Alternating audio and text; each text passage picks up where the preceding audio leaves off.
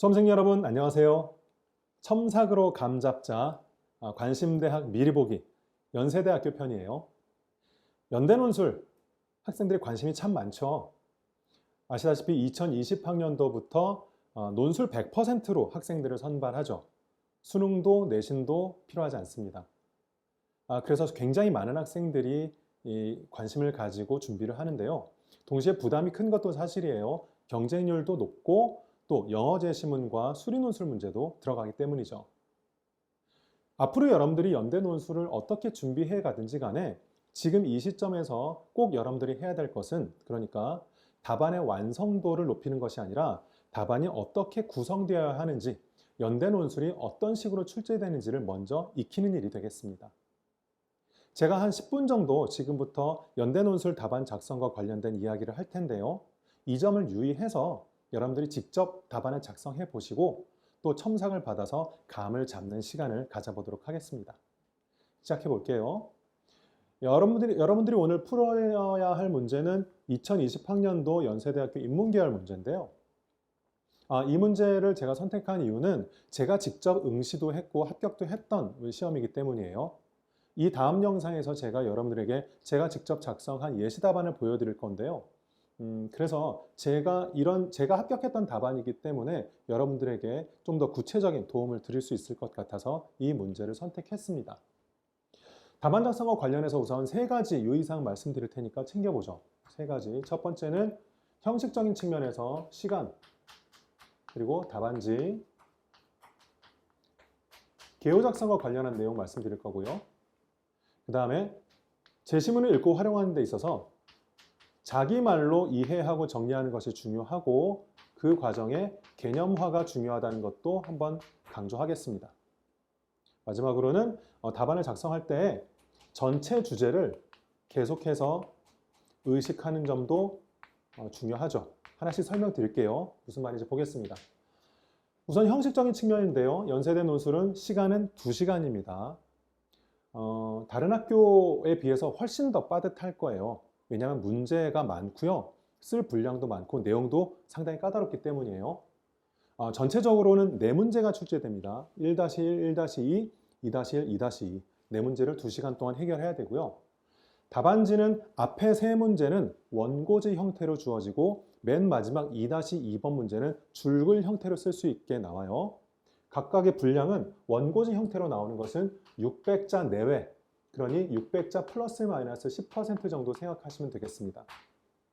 그러니까 시간이 굉장히 빠듯하다는 게 다시 한번 드러나죠. 세 문제를 약 1800자 정도 써야 되고 거기에다가 수리 논술 문제까지 해결해야 되는데 그 전체 시간이 2시간이니까 시간 압력이 만만치 않을 거예요. 다음으로 이 개요 작성과 관련된 말씀을 드릴 건데요. 이것은 너무나 중요하기 때문에 잠시 후에 이 세 번째 사항과 연결해서 말씀드리겠습니다. 여기까지 됐죠? 두 번째 유의사항은 뭐냐면 자기 말로 개념화해서 답안을 작성해야 된다는 뜻이에요. 무슨 말이냐면 연세대 논술 제시문은 상당히 난도 높은 제시문이 나오기도 하고요. 아까 말씀드린 것처럼 영어 제시문도 나오죠. 그러다 보니까 그 제시문을 자기가 충분히 소화하면서 답안을 작성하지 않으면 600자 안에 필요한 내용을 다 채워넣기가 불가능해요. 예를 들어서 이 내용은 좀 중요할 것 같은데 이 개념은 중요할 것 같은데 그런 식으로 짜깁기를 해서 답안을 작성하려고 하면 절대 답안을 작성할 수가 없습니다. 충분히 이해해서 자기 말로 답안을 쓰겠다라는 연습을 하시고요. 그리고 그 과정에는 당연히 개념화가 들어갈 수밖에 없어요. 개념이라는 것이 원래 이만큼의 내용을 압축해서 하나의 압축된 표현으로 적어낸 게 개념이잖아요. 그러니 어떻게 보면 둘은 굉장히 유사한 말이기도 하죠. 충분히 자기가 이해해서 그것을 내가 이만큼의 내용을 이렇게 압축된 말로 정리해서 답안을 쓴다. 그렇게 자기 말로 개념화해서 답안을 적는다. 이 느낌을 일단 가지고 답안을 작성하는 것이 좋습니다. 그렇지 않으면 각각의 분량 안에 필요한 내용을 다 적어 넣을 수가 없어요. 이해하시겠습니까? 세 번째는 전체 주제를 의식하면서 답안을 작성한다는 것인데요. 이게 무슨 말인지 연대 출제 원칙과 관련해서 얘기해 보겠습니다. 연세대는 다면사고형 논술을 계속해서 출제하고 있어요. 다면사고형 논술은 뭐냐면 예를 들면 하나의 주제를 다양한 각도에서 다루게끔 문제를 내는 거죠. 예를 들어서 2021학년도 모의논술 문제의 주제가 자유의지와 결정론이었거든요. 자유의지와 결정론이었는데, 그럼 예를 들면 이렇게 문제가 출제되는 거죠. 이 하나의 주제를 어떤 의미인지 물어보기도 하고, 어떤 실험, 어떤 그 현실적인 실험과 관련지어서 물어보기도 하고, 또 어떤 수리적인 모형을 통해서 그 뜻을 물어보기도 하고, 이런 식으로 하나의 주제를 다양한 각도에서 다면적으로 물어봅니다. 이것이 연세대학교의 다면사고형 논술 특징인데요.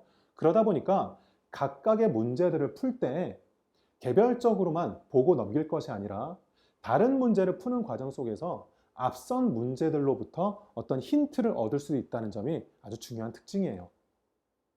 예를 들면 이런 거죠. 1-1, 1-2, 2-1, 2-2 나오는데 2-1번 문제를 풀다 보니까 그럼 앞에 1-1번 문제도 이런 식으로 쓰면 더 좋았겠다라는 힌트를 얻을 수가 있는 거예요. 왜냐하면 동일한 주제에 대해서 여러 각도로 바라보고 있는 것이니까 그런 힌트를 얻을 수 있는 거죠. 이해되십니까? 그래서 내 문제를 풀어가는 과정 속에서 전체의 주제를 끝까지 의식하는 것이 중요하고요. 그러다 보니까 당연히 이 개요 작성을 하는 데 있어서도 충분한 시간을 들여야 돼요. 개요는 답안을 쓰기 전에 내가 답을 어떻게 써야겠다라고 하는 기본적인 계획을 작성하는 걸 말하죠. 그런데 연세대 같은 경우는 특히 네 문제가 하나의 주제로 엮여 있기 때문에 네 문제 모두 개요를 작성하고 그 다음에 전체적으로 한번 정리를 해본 다음에 펜을 들어서 답안을 쓰기 시작하는 것이 중요해요. 이렇게 하지 말라는 거예요. 1번 문제 풀고 바로 답안지 쓰고 2번 문제 풀고 바로 답안지 쓰고 이런 식으로 하지 말라는 뜻이에요. 일단 개요를 다 작성해보고 전체적으로 한번 조율하는 시간을 가진 후에 답안을 쓰기 시작한다.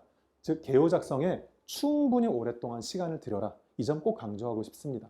여러분들 이후에 논술 문제를 풀어가다 보면 느낄 텐데요. 개요가 탄탄하면 실제로 답안을 쓰는 시간은 확 줄어들어요. 근데 그렇지 않고 급한 마음에 대충 이렇게 쓰면 될 것 같은데 라고 하고 답안을 쓰다 보면 쓰다가 지우고 그게 훨씬 시간이 오래 걸리고요. 설령 답을 완성했다 할지라도 답안의 내용이 논리적으로 삐뚤빼뚤 이렇게 돼요. 개요 작성에 충분히 시간을 들여라. 여기까지 말씀드리겠습니다. 자, 정리해 볼까요? 세 가지 말씀드렸는데요. 간략하게 한번 다시 한번 반복해서 정리하겠습니다. 연세대 논술 시간은 2시간이고요. 답안지는 3문제는 원고지로 나오고 분량은 600자 안팎이다. 그리고 마지막 수리 논술 문제는 줄글로 나오니까 그 공간 안에 자유롭게 쓰면 된다. 개요는 4문제 모두 개요를 작성한 다음에 정리 과정을 거쳐서 답안을 쓰기 시작하는 것이 좋다 말씀드렸고요. 자기 말로 충분히 이해해서 자기가 압축해낸 개념을 활용하면서 답안을 적는다. 그래야만 제한된 분량 안에 필요한 내용을 다 넣을 수가 있어요.